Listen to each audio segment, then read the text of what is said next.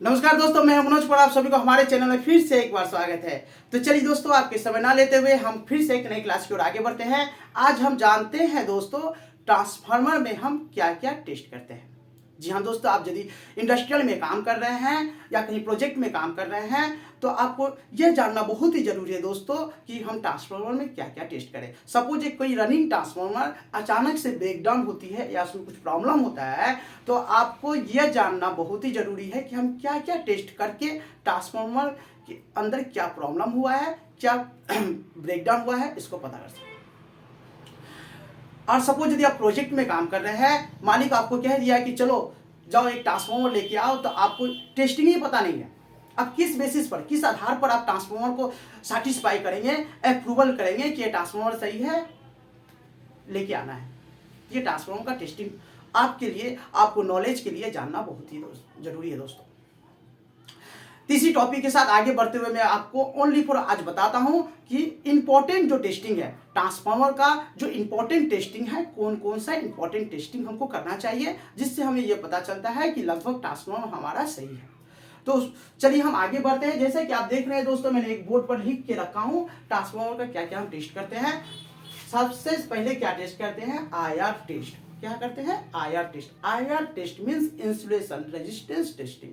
हमारा जो coil winding है उसका रेजिस्टेंस अर्थिंग के साथ, ग्राउंड के साथ कितना रेजिस्टेंस वैल्यू आ रहा है। ओके। 2 नंबर में हम PI test. PI test means pulverised index. Transformer का जो पीआई वैल्यू है वो कितना है। पीआई वैल्यू नॉर्मली मैं एक लाइन में बता दूं, ऐसे तो मैं प्रत्येक टेस्टिंग का एक अलग अलग वीडियो बनाऊंगा। इसीलिए मैं आपको कहता हूं दोस्तों कि आप हमारे वीडियो के साथ जुड़े रहें, लाइक करें, सब्सक्राइब करें और बेल आइकन को दबाएं ताकि हमें पढ़ाए गए वीडियो आप तक आसानी से पहुंच सके, नोटिफिकेशन पहुंच सके। ओके।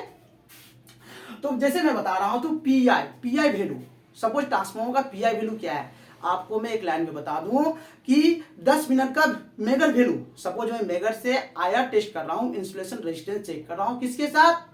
Earth two phase.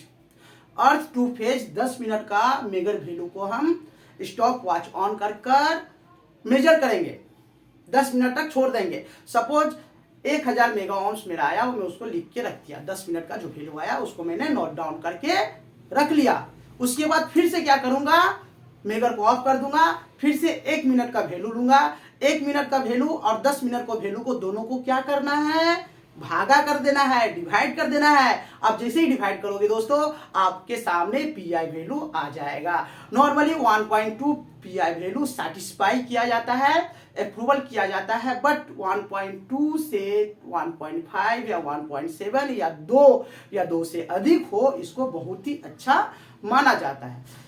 कहने का मतलब है कि 1.2 से यदि थोड़ा भी नीचे आए तो हम इसको सेटिस्फाई नहीं करेंगे। ओके। Pi value.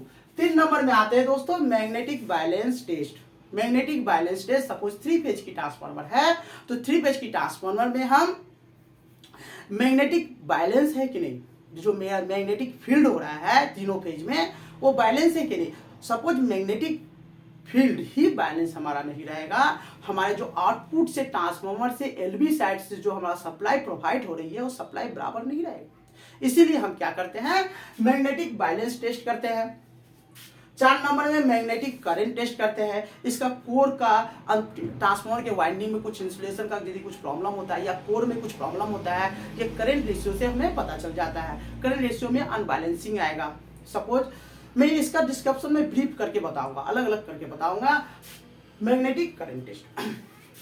5 नंबर में आते हैं दोस्तों, ओपन सर्किट टेस्ट। ट्रांसफार्मर में ओपन सर्किट टेस्ट किया जाता है, जो ट्रांसफार्मर के LV side means secondary side में रेटेड वोल्टेज को प्रोवाइड कर ट्रांसफार्मर के एचटी साइड में मेजर करके ओपन सर्किट टेस्ट किया जाता है। 6 नंबर में आता है दोस्तों, short circuit test. Short circuit test transformer के primary side means HT side में वोल्टेज प्रोवाइड करके किया जाता है। ओके। 7 नंबर में आता है दोस्तों, vector group test. Vector group test means transformer के स्पेसिफिकेशन प्लेट में आप देखेंगे दोस्तों, बहुत सारा ट्रांसफार्मर जो DYN11 टाइप का ट्रांसफार्मर होता है, उसका वेक्टर ग्रुप टेस्ट करके ये पता किया जाता है कि जो मैंने स्पेसिफिकेशन डाल के लिख के रखा हूं कि DYN11, D for delta, Y for star, N for neutral, कहेंगे 11 क्या है? 11 है, सपोज ये दर्शाता है कि घड़ी का ये सुई है, 11 बज रहा है, 11 बज रहा है, ये दर्शाता है।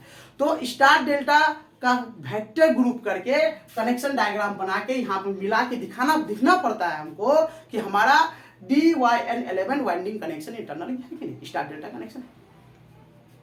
ये मैं बताऊंगा, मैं जैसे भी आपको जस्ट 2 सेकंड पहले बताया कि सब टेस्टिंग का अलग अलग वीडियो बना के मैं डालूंगा, आप जाकर जरूर से जरूर देखें। ओके, 8 नंबर में आते दोस्तों, वोल्टेज या टर्न रेशियो टेस्ट। बहुत ही वेरी वेरी इंपॉर्टेंट है। इससे हमें यह पता चलता है कि प्रत्येक स्टेप में, प्रत्येक टैप में हमारा वोल्टेज इंक्रीज या डिक्रीज हो रहा है कि नहीं।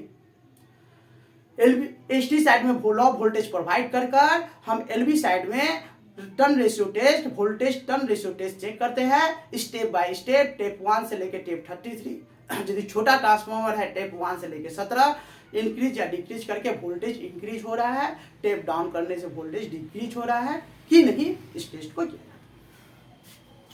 9 नंबर में प्रोटेक्शन टेस्ट। ट्रांसफार्मर तो प्रोटेक्शन टेस्ट करना ही चाहिए, ये तो रूटीन टेस्ट है दोस्तों।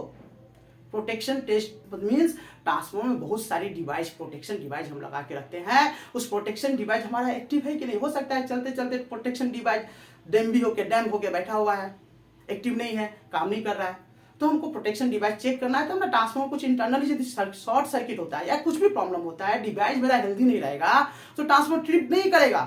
थोड़ा सा प्रॉब्लम होने के बजाय ज्यादा प्रॉब्लम हो जाएगा, ट्रांसफार्मर का कॉइल जल जाएगा, वेरी डैमेज हो जाएगा। इसलिए प्रोटेक्शन टेस्ट तो करना ही करना है। 10 नंबर में आते दोस्तों, while value test. While value test, transformer का वाइल वैल्यू टेस्ट बहुत तरह का होता है, जिसमें से इंपॉर्टेंट टेस्ट होता है ब्रेकडाउन वोल्टेज, जिसको VDV वोल्टेज बोलते हैं। VDV वोल्टेज, ब्रेकडाउन वोल्टेज, हमारा वाइल कितना केवी में जाकर ब्रेक कर रही है।